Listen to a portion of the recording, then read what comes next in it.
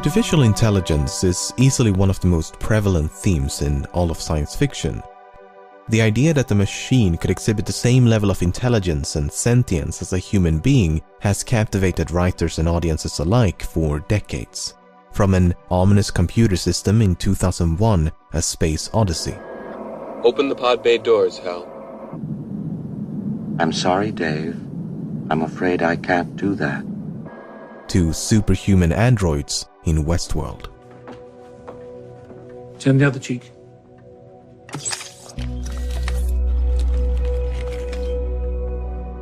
This captivating subgenre of science fiction has experienced a diverse range of depictions. But fiction has a habit of romanticizing certain aspects, such as the frequent inclusion of humanoid robots. Building a robot in pursuit of AI is a bit like constructing the chassis of a car before the internal combustion engine was even invented.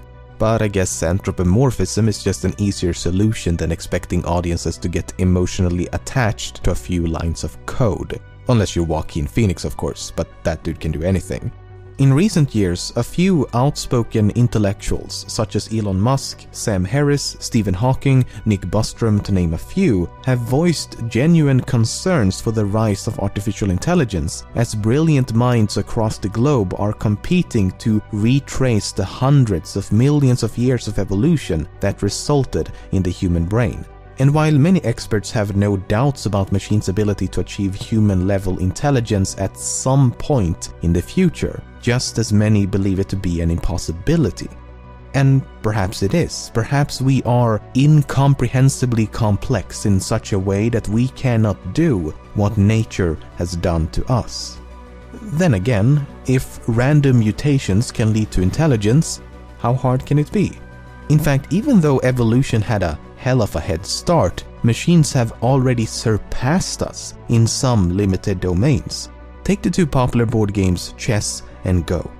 The best human chess and Go players in the world have been defeated by artificial intelligence.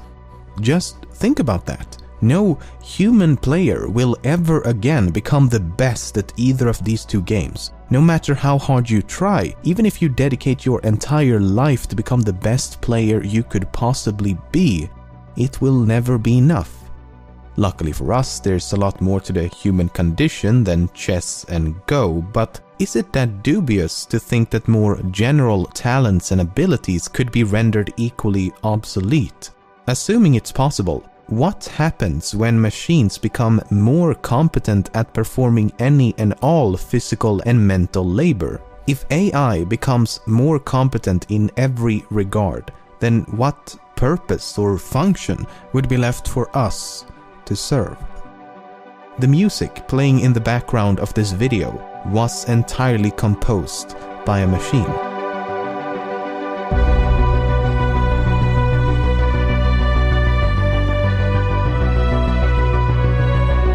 Here's another example.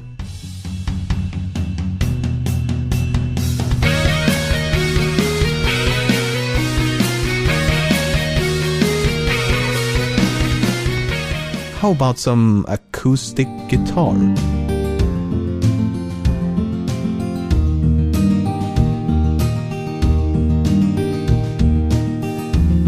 Or some drum and bass?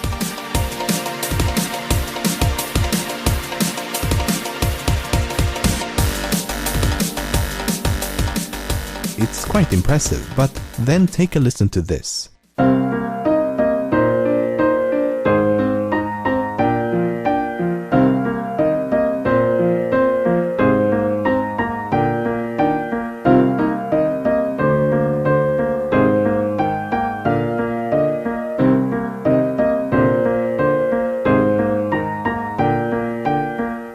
This short and simple composition may sound rather unimpressive in comparison, but then consider this.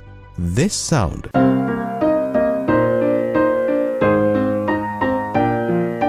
is not the sound of a piano. The sound itself, the waveform itself, was created by an AI in an effort to mimic the sound of a piano. Machines have also begun tackling the human language by writing poems. When I in dreams behold thy fairest shade, whose shade in dreams doth wake the sleeping morn, the daytime shadow of my love betrayed lends hideous night to dreaming's faded form. You know who would love this nonsensical mess of words that is inexplicably a real language? That's correct, the Danes. So poems may not be the best example, but news articles is a better one. Machine-written content has become so commonplace and so good that you've likely read a few automated articles without even realizing it. If you pause the video, see if you can discern which of these two paragraphs were written by an AI. The answer will be in the description. Now this is one of my favorites. Many of you have likely played around with text-to-speech engines. You input some text and then a voice will read it aloud. Many of you have likely played around with text-to-speech engines. You input some text and then a voice will read it aloud. Please send help. Up until now, this has been accomplished by having a voice actor read a long series of sentences and words. Then you splice the syllables into tiny samples before attempting to stitch and morph them back together. Artificial intelligence can not only do this in seconds, but can also produce a more natural-sounding speech. Let's take a listen. The Blue Lagoon is a 1980 American romance and adventure film directed by Randall Kleiser. The Blue Lagoon is a 1980 American romance and adventure film directed by Randall Kleiser. Aspects of the Sublime in English Poetry and Painting, 1770 to 1850. Aspects of the Sublime in English Poetry and Painting, 1770 to 1850. It can also produce human-like gibberish. Sådan. Et ord for at sige, jeg still ser man, but den er ting on citality, gel the fetting that got kid the so. I'm quest. That finally an ecart. Preferate so like the end like then the lar house is a phone. There's like is it today? So how does it work? Well, as you can imagine, it's complicated, and that's a severe understatement, but let's use an analogy. Think of a human infant. An infant doesn't really know or comprehend anything. It's just an oblivious sack of meat that occasionally moves around and screams a lot. Nevertheless, the human brain must be doing something, right? I mean, it's not dead, so what's happening? Well, for the most part, the brain will be searching for patterns, systematically attempting to identify recurring events in an effort to make sense of the world. Colorful toys equals fun. Vegetables, not so fun. If mommy and daddy can speak, maybe I can speak. If they can walk around on 2 feet, maybe I can too.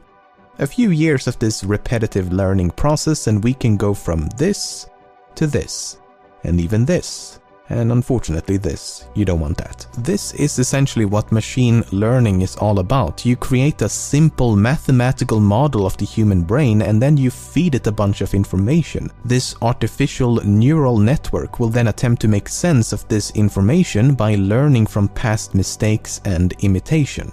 The result is this natural evolution that no human could ever manually program. And there's really no reason why this system could not be scaled up to human levels and beyond. A limiting factor of the human brain is that it has to fit inside a cranium. An artificial brain could be the size of a building or larger still. An AI could also operate at the speed of light as well as improve upon itself. In essence, it could teach itself how to learn new things, and in doing so would eliminate the need for a human at the controls. I don't know about you, but the fact that this is even theoretically possible makes me a bit worried for the future. There is a genuine cause for concern, as lost in this idealistic quest for improvement is the function of humanity itself. If we render the species incompetent, what's to prevent artificial intelligence from recognizing that incompetence and taking control? Because how do we control something that is more intelligent than us? It would be like a colony of ants attempting to control even a single person. It just isn't believable.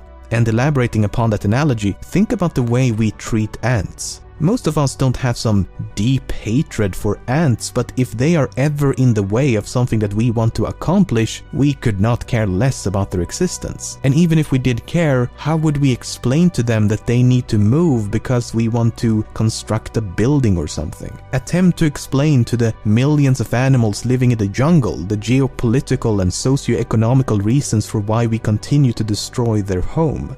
It's impossible. They simply lack the intelligence to understand. And that is what so many are concerned about, that we would lack the intelligence to keep up. So this concern for AI has nothing to do with malevolence, it's simply a fear of losing control. Then there's the issue of sentience and cognition, which are entirely different beasts altogether, but if we assume that super intelligence is possible, how long until that happens? It may be sooner than you think, as most estimations seem to land in between 3 to 6 decades. So within this century. But I mean, it's just estimations, so who knows? No one can predict the future. We don't know, to be honest. I seriously hope they're wrong though, because it'd be so much more convenient if we could just leave this impending doom of humanity to our children and just reap the benefits in the meantime.